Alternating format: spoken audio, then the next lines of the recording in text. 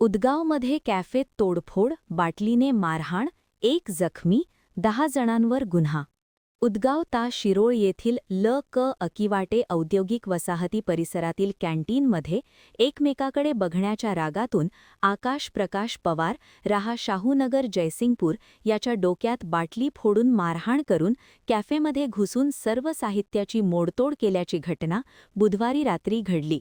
याबाबतची फिर्याद शुभम तम्मान्ना नंदीवाले राहा उदगाव यांनी जयसिंगपूर पोलिसात दिली आहे.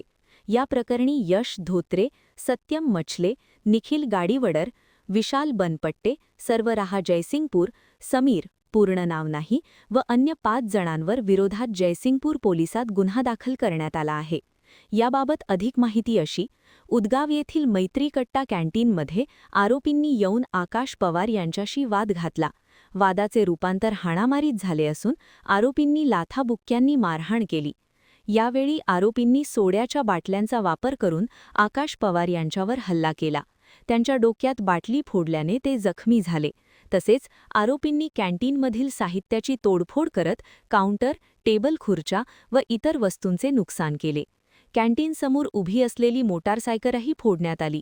घटनेदरम्यान आरोपींनी शिवीगाळ करत धमक्या दिल्याचेही फिर्यादीत नमूद करण्यात आले आहे. महान कार्य न्यूजसाठी इजाज खान पठाण, जयसिंगपूर.